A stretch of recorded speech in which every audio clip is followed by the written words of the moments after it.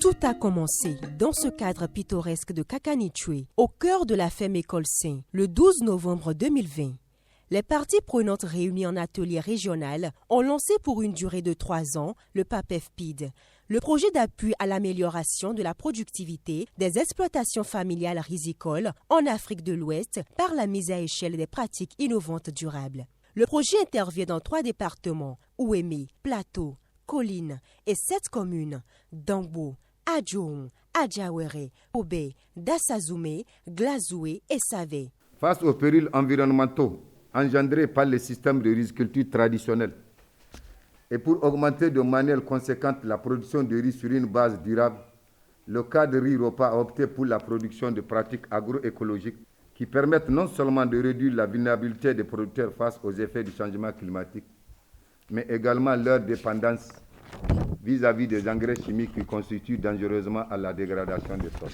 Le PAPEFPID a donc vu le jour grâce à un consortium de plusieurs acteurs avec des rôles spécifiques. AGAC, l'Association agroécologique d'action communautaire, a le mandat de mener les activités de la recherche-action de concours des acteurs et structures de recherche. Le CCRB, le Conseil de concertation des riziculteurs du Bénin, récupère les résultats de la recherche et assure leur diffusion au plan national. Le CRCOPROPA, le cadre régional de concertation des organisations de producteurs de riz d'Afrique de l'Ouest, s'occupe de la diffusion des résultats au plan régional. La première composante du PAPEFPID, c'est appesanti sur le renforcement des capacités des producteurs de riz en ce qui concerne les pratiques innovantes de production durable.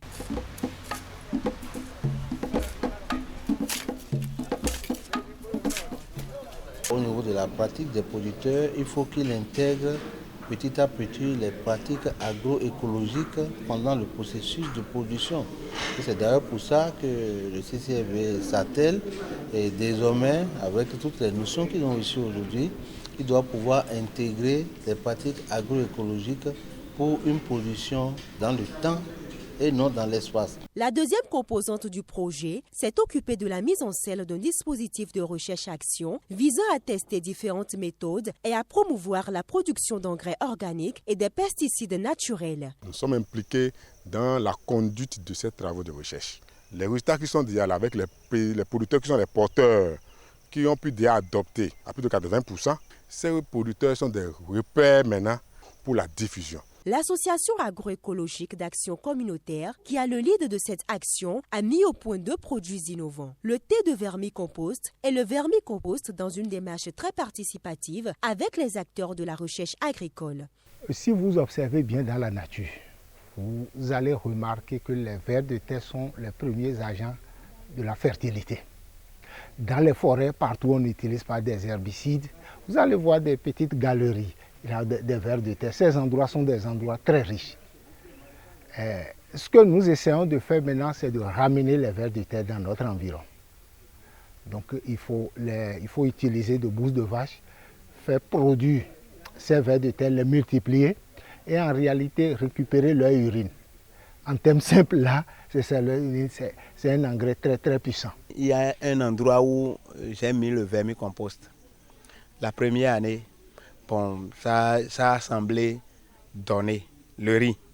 Mais la seconde année, ce casier-là a donné encore plus. Cette fois-ci, ça a encore donné plus. Et puis les pannes de riz ont refusé de jaunir. C'est encore vert jusqu'à là où nous parlons. Désormais, les regards sont tournés vers les perspectives. Que fera-t-on de ces résultats obtenus? Les résultats du projet PAPEFPID montrent que l'agroécologie est la seule voie de paix, de cohésion sociale qui peut vraiment aider les petits exploitants agricoles à faire face de façon efficace et efficiente contre le changement climatique. Il faut rappeler que le PAPEFPID est financé par le ministère de l'Environnement et le ministère des Finances de Luxembourg par le biais de SOS Fin, qui promeut l'agriculture paysanne dont le potentiel est immense pour répondre aux enjeux de sécurité alimentaire, d'équité sociale et de durabilité environnementale.